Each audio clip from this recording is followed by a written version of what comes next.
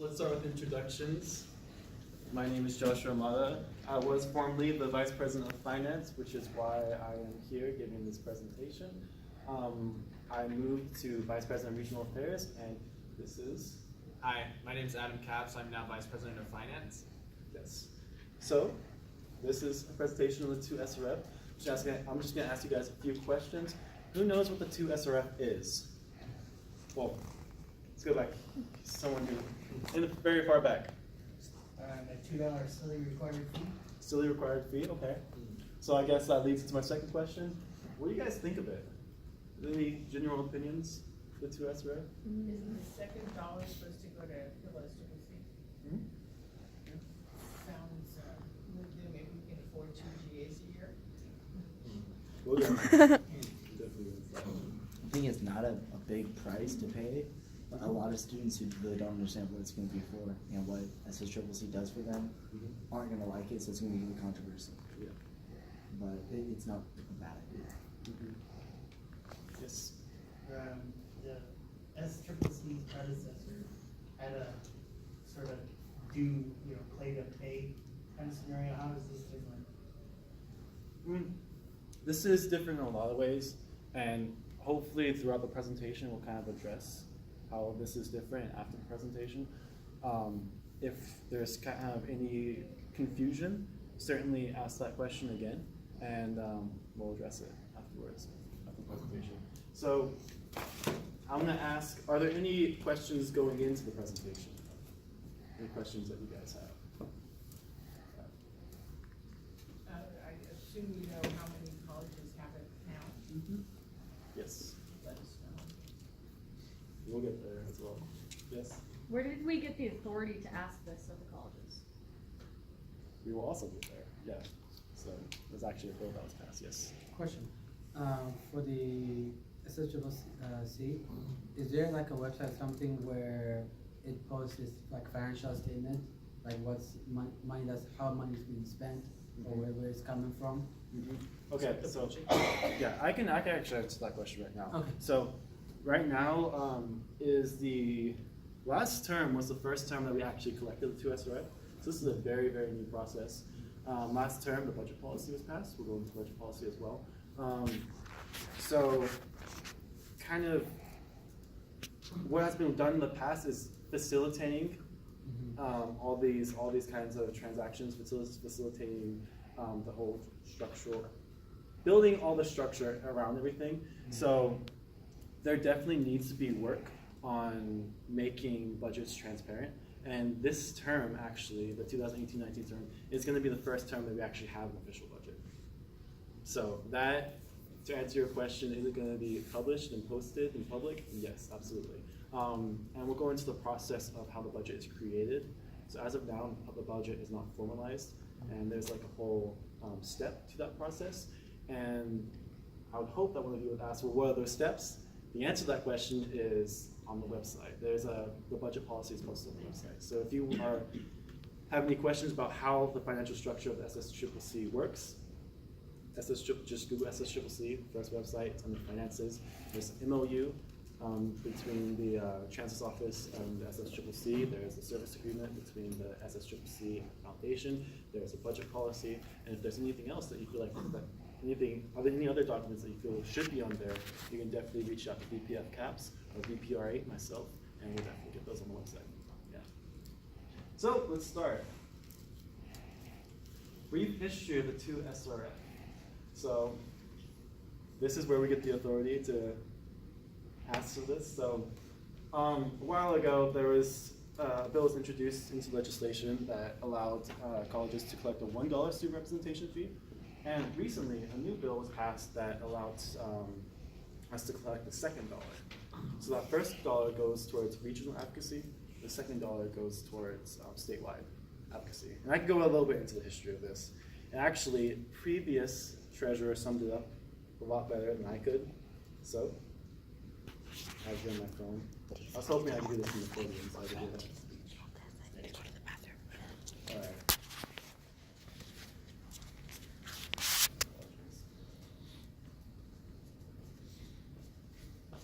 All right.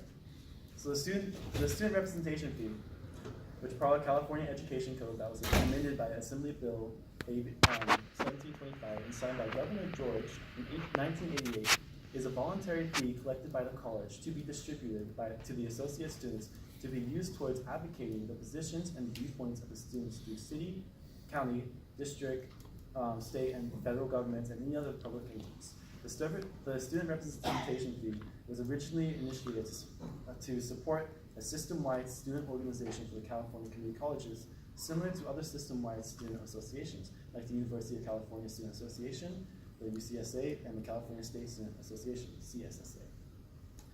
As a consequence of the budget cuts in 2008, and this is why I'm reading off of this, because this is really important information about why this was implemented, why we had a need for this.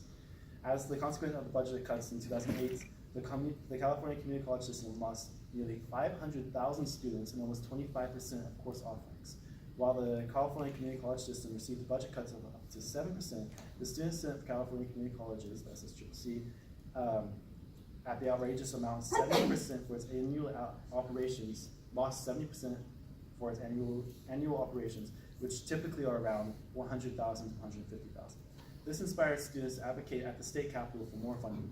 In 2010, the Student Senate was prevented from discussing Prop 30 in person, and as a result, there was a massive young voter turnout. This was cohesive and organized. This was a cohesive, organized student mobilization, and revenue was temporarily restored to the system. Jumping to 2012, the Student Senate highlighted parts of the SSCC's strategic plan that outlined sustainable sources of revenue for the organization, which led to AB 1358. There was an initiative started to implement the second dollar for the student representation fee with AB 1538. And this was authored by Assemblymember Paul Fong, where the second dollar fee would go towards a recognized statewide student organization and there was overwhelming support, so all 10 regions supported this when this bill was passed. So like I said, first dollar is regional advocacy, second dollar is what's us. Next slide, please. All right, so this is going to go further into why did we break away from the chancellor's office? Why do we need more funding? Why are we taking this route? So you want to kind of talk about this side right here? Yeah. So just to give you guys an example, there are counterparts in the UC and the CSU system. So the UC has UCSA, which is the University of California Student Association, and the CSU systems have the same thing called CSSA, which is the Cal State Student Association. And of course, we do the same thing on our part for community college students. A big difference, though, is that we don't really get as much funding per student. So like our funding per student is a little closer, it's gotten a little better since this was initially made. This is actually a little bit older of a graphic. But our funding was around at the time this was made about 4 cents per student, right? So to give you an idea comparatively, the UCs were working with about $2.81 per student for advocacy. And the CSUs were working with about $3 per student. So that's a really, really big gap.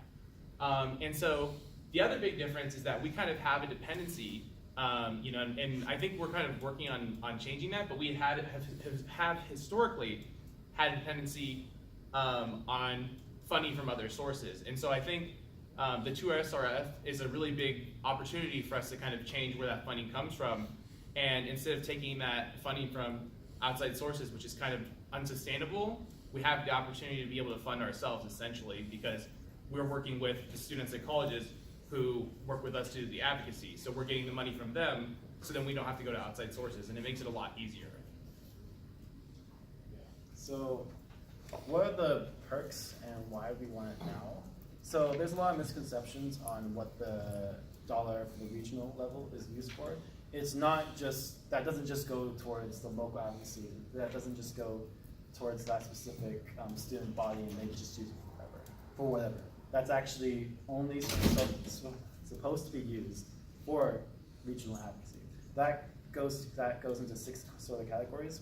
Those categories are carrying out voter registration, education, and mobilization campaigns, training students and hiring student interns to organize and advocate for themselves and their communities for state and local decision-making bodies, carrying out educational programs for the student body to help students become better informed, better informed and important decisions being made at the state and local level affecting their lives as students, supporting student advocates to meet with the members of state legislators and other elected officials in Sacramento and or at the regional or local level, supporting student advocates to organize with their students at the local, regional, and statewide level.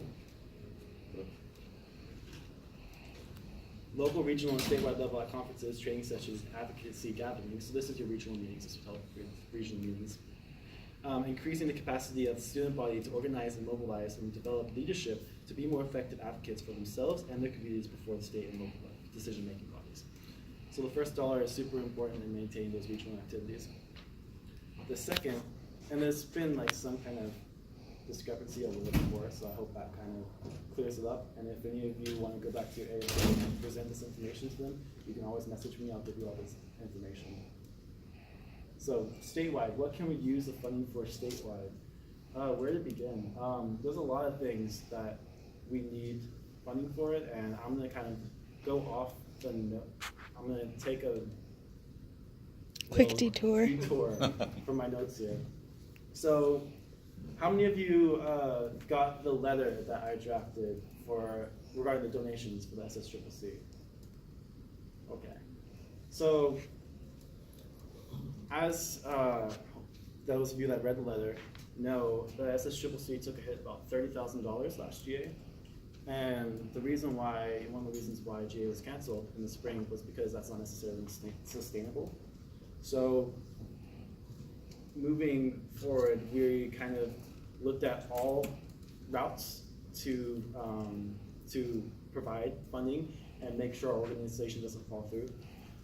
As of right now, I think we have GA was about $180,000 to put on.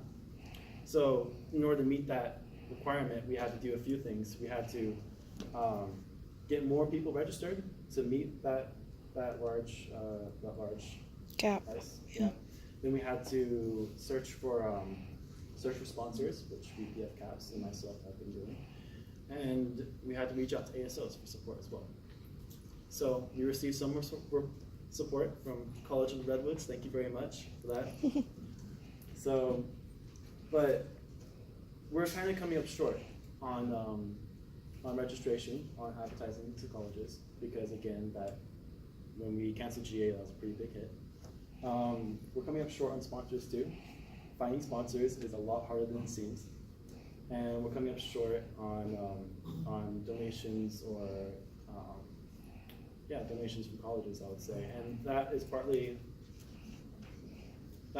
because the asking for donations was done in letter form. If we had more of a system, if we had more RIDs, and we could just send RIDs out and actually talk to ASOs and present these issues, which is what we plan on doing in the future. But at the end of the day, we're all students, and in terms of making GA affordable, that kind of fell on like 3 people's shoulders. So when the funding is there, when the structure is there, we can do things like have more in-person meetings, which will increase attendance, and if we have attendance, we have directors, we have regional affairs directors, then we can get the regions active again. If we get the regions active again, we have people go to ASOs, that shifts the responsibility from 3 people to 20 people. And that all starts with funding. So I'm gonna go more into the 2 SRF in a bit. I'm kind of going off on a little tangent here, but I hope that kind of explains a little bit where we're at with GA. I know that's kind of an issue, has been an issue, listening to the GA resolution that was presented there. So on a statewide level, what do we need the funding for? Of course, we need it to maintain operations. Right now, we cut back our in-person meetings to what is legally obligated. So we're legally obligated to meet in person, but we cut that back to where we're kind of on that edge. Our next in-person meeting is in January. Alternatively, we cut out meeting rooms. Where we originally met is not open on the weekends, and that's when students would come. So now we're asking more on directors, we're asking more on executives to meet on Fridays, so we can meet in a place where it doesn't cost us $4,000 per meeting. So we're making these cuts, we're trying to adjust to it, but still, we need we needed that funding structure, and that's what the 2SRF is going to provide. Also, something that I would like to kind of touch on, this is a huge topic, is the executive director. So with this funding, what SSCCC is planning on doing is hiring an executive director. The UCSA system and the CSSA, they both have a full-time person to kind of, like an advisor for your ASO, to maintain that institutional memory. When executives come in and when directors come in right now, essentially what's happening is we're reinventing the wheel every time. If we have the funds, we can hire people to maintain that institutional memory and kind of push things along. I mean, at the end of the day, we are all students. So, and another thing that with more funding, we can look at routes like having an advisor for regions. So making sure that regions go dark and regional documents are maintained and that institutional memory is maintained there as well. So again, like I cannot state the overimportance of 2SRF in this funding. Next slide. So technicals. Next slide. So the implementation of the 2SRF, and I'm actually going to go over here. Focus. So actually, I'll just do it here. You So can how do you? read that because I can't read it. Yeah. So how do I pass the 2SRF? 1, pass a motion within your local ASO to create an ad hoc committee tasked with investigating placing the 2SRF on the next election ballot. 2, draft language that SSCCC can provide this language, and I'll show you the document afterwards. So draft ballot language. 3, work with relevant faculty and staff to manage the logistics of the elections and implementation. 4, send ballot language to your students' general council and district for review. So send this to your ASO. Take the finalized ballot, if this is passed by your ASO and you want to introduce it to the ballot, take the finalized ballot language and supporting documentation back to your ASO. Oh no, bring it to your ASO then. And then your ASO needs to vote on whether it's going to be introduced to the ballot, and then that will get dispersed for College of the Roads, for example. We have elections committee, so that will get dispersed to elections committee will take care of that. So base requirements, a newly formed ASO cannot order an election for the sole purpose of implementing the 2SRF. So you can't, it has to be among your general elections. You can't just say, oh, the 2SRF is a great idea, let me just introduce it for the sole purpose of getting this passed to mass campus. You have to do it regular election, yes. So where it says 3 ASO elections, is that only general elections or are special elections also included? General elections is, can you repeat that? So it says 3 ASO elections, right? Mm-hmm. If our ASO is, for example, had like our general election and then we had a special election in the fall to elect officers that like weren't filled, then we had another general election, would that count? Yes. Or do we need Yes. 3 general elections? No, those elections. Okay. So is the special election by ballot? Because I think that's It's by ballot. Oh, then yeah, that would count. Yeah. Okay. So the vote of the second base requirement is the vote of a majority of the students voting in the election shall be sufficient to establish the fee. However, the election shall not be sufficient to establish the fee unless the number of students who voted on the previous elections that number is met within this new election. Josh, my question for this. So for us, Bakersfield, we only get about 2% of our student population that votes in our elections. So does it matter the percentage of the students that vote? No, it's just that your original Like the original voter turnout. the original voter turnout turns out for this election. That's all that. Yeah, but let me go over this document really quick. So, with getting this implemented, this is sample ballot language. So we've drafted this up. If you want to implement this at your college, you can reach out to BPF or BPRA, and we'll send this to you if you need help getting this introduced. So it's essentially it gives you a background, what it's used for, and the actual ballot language right here. So you just enter it into your college, and you're good to go there.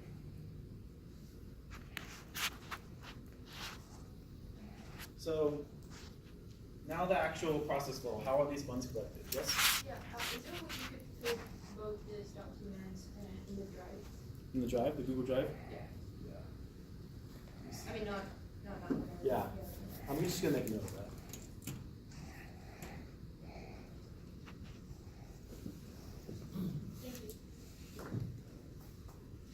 So, timeline. There's more questions. Oh, yes. So I just want to clarify, would the $1 help cover funds for GA?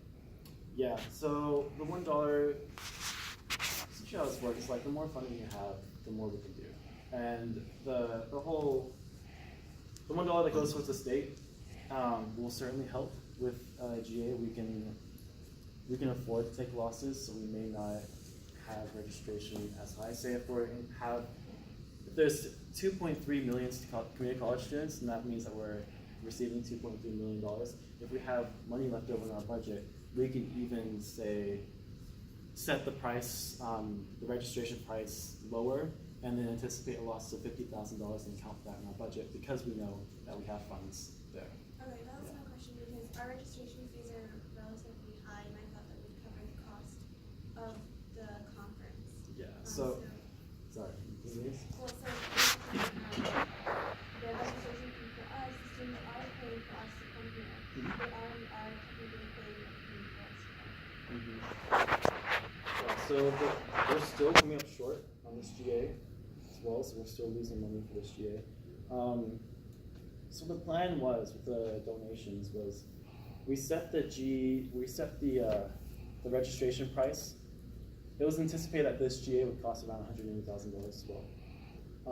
So we set the registration price lower to anticipate a loss and hope that donations would make up that. We anticipated that originally we would need $7,500 to make up that loss. Of course, registration is lower than we anticipated, and we didn't get a lot of feedback in regards to the letter, so we're coming up short on both ends there. So the original plan was to, if the donations were met by the colleges, if the need was met by the colleges, essentially what it was is some ASOs have budgets that are like 4 times that SSCCC's budget. So I've heard of some ASOs having budgets like $1.2 million. So what it was saying, if you could afford it, if your ASO can afford it, then and you can make a donation, then please do, so we can lower registration prices for colleges that can. So the goal was to ask for donations, and if we met that base need, great. If we received donations greater than that base need, then we would take the profit that we made from GA and we would put it towards next GA, and so we would put that towards next GA to lower registration prices. So I think for about like every $10,000, I think it was $5,000, $5,000 or $10,000.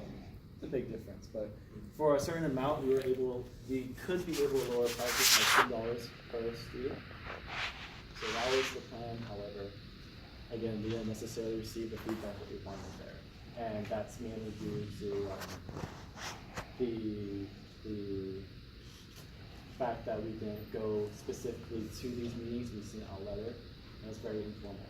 So no, not. So you mean, so when you say go to next year, would it mean like the number of rooms or like speakers, or what would you mean by that? So, say we anticipate next year is going to cost $180,000. Say we made $20,000 off of this GA. So we would put that $20,000 towards next year. So now we anticipate that next year is going to cost $160,000. So now instead of accounting for like setting registration fees to account for that $180,000, we can set registration fees to only account for that $160,000, and that drives down prices. Yeah. And this or yes. I was just gonna say, I would guess that any multiple college district like ours, we can't operate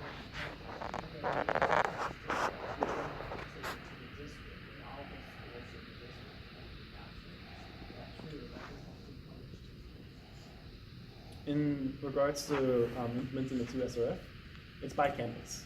So you have to introduce it to your specific campus. So like if your campus is part of like a district, just because one campus in that district implements it doesn't mean that that whole district is implementing the 2SRF. So it's by campus. Yes. I have a question about this specifically, just Yes. one part of it. So it says there SSCCC supports SBA with marketing/comms for the student body vote. In what ways does SSCCC aid in that? the $2 student representation fee campaign, which we will go into. Yeah. Okay. So that's a really good question. So let's go over this process flow really quick. So what happens with SSCCC works with Student Body Association. So first, it needs to be established whether that student body wants to implement the 2SRF. So once that is established, the development of ballot or language, we can provide you with the language, or you can draft it up yourselves. So then local process for putting choice on next ballot, so that's presenting it to your ASO, talking to your faculty advisors, talking to your administration, and or giving it to like elections committee and having them put it on the ballot. So in that time, when you decide that's going to be on the ballot to the actual election date, there's marketing, of course. So SSCCC $2 student representation fee campaign. We help you with that, and we work with you on getting that passed. So the student body votes, and then if there are enough votes, student SRF is passed. If it is not, then you can always just reintroduce it later. Yes? Sorry, I can't read these slides at all. But, so did I hear you say that you establish whether the student body is interested and then you would have the election? Once you know that the student body is interested, How do then you find that out? Would I know it? if the student, I would say if the associated student organization is interested. At this point, there are so many colleges and our resources are so limited that we don't have the resources to go to every specific college and push it. So right now, only the associated student organizations that do show interest and are proactive in getting the 2SRF implemented, those when they, those are the student associations that we want to work with to begin with to get that passed. Okay, so we don't have to know whether our campus students. Yeah, it's mainly the student organization at first, and then you'll find out if the students are interested in it to make the vote. Yeah. So if it's agreed on and voted on by your student body, it's passed. Then this goes to your college. So your community college introduces a fee structure. So then students are able to opt out. If they opt out, no $2 student representation fee. If they don't opt out, fees are held in a trust. Fees held in trust in separate account, less than 7%. Not necessarily sure what that is. But these are held, this was provided to us by the foundation. They're our partners. They're kind of our legs and arms, I would say. So fees are held in trust, and they're reported to the Board of Governors and the Chancellor's office. And then they're sent to the Board of, they send the funds to the Board of Governors and the Chancellor's office. So then, when they send the funds to the Chancellor's office, what the Chancellor's office does is they hold funds in trust, and then the Foundation for California Community College, request withdrawal of all funds on an annual basis. So the funds are released April 15th of every year, and we've created a budget policy to kind of coincide with that. So the 2SRF is released once a year on April 15th. So where are we now? Adopted $2 student representation fee campaign. So this is the goals and objectives of how we're going to get the $2 student representation fee implemented on campuses. So this was actually passed, the budget was approved when I was VPF. So I'm just going to go ahead and read straight off of here. So first thing we're going to do is project kickoff meeting and strategy session. This is actually going to be held next week with executives and invited directors and of course members of the public that wish to join. So, and develop a list of targeted colleges and deadline dates for introducing the ballot. So I have already identified targeted colleges. We're going to target college with high student populations to try and get more funding that way. Map administrative steps for collecting $2 student representation fee. The foundation will be doing this. So this kind of says whose responsibility this is. This is our responsibility and the foundations, foundations, foundations. Do you know when that meeting's gonna be? No, we do not yet. We want to try and get a time that all the executives can meet. And as you can imagine, finding a time that all the executives can meet who are extremely busy people, it's pretty hard. So we already have a list of dates in mind. We all voted upon them. I think we're waiting for one executive to get back, but then we're going to message the foundation. That's going to be happening pretty soon here. So we're going to get this kicked off. So for develop communication materials for the 2 SRF administration. 5, contact colleges who have current 2 SRF policies in place to initiate 2 SRF processes. 6, develop an annual calendar and administration plan up to $2 student representation fee and briefing materials for future academic senate leaders. So again, like maintaining that institutional memory is super important. 7, work with local academic senate to the $2 student representation fee measures on the ballot at 10 colleges in 2019. So, quick question, how many colleges do you think have adopted the 2 SRF? Two. I'm gonna say like 15. We have 15. 10. 11. So right now we don't have 11 colleges. You had it on the slide. Oh. Yeah, it was on an earlier Where? slide.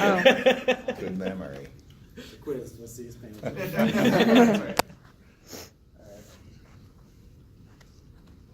Alright, 8, develop sample campaign materials and best practices in student organizing and engagement. This is where that involvement comes in, where there's that process to where you know you're going to have it on the ballot to the election date with helping with campaign materials. This is in the $2 student representation fee campaign.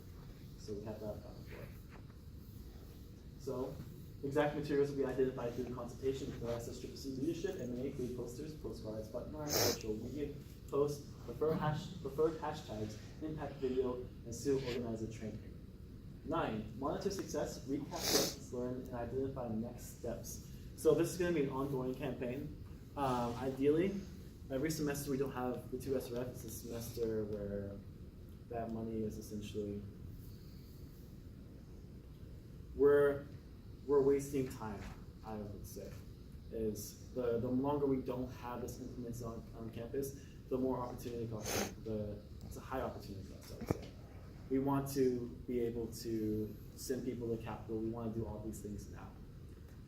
So ideally, this is going to be an ongoing thing. We'll have the campaign every term until all 114 colleges have a $2 student representation fee.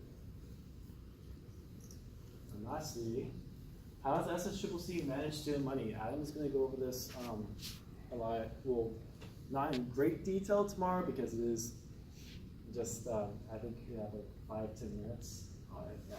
But, so this is a big question. There's been a lot of confusion on this in the past, and the confusion is fairly justified, I believe, because I was the first VPF that was actually handed this in a package. Former VPS have had to work on this, and this hasn't actually been a thing until this semester. So like I said, this is the first time where we have the budget policy in place. And the budget policy is kind of like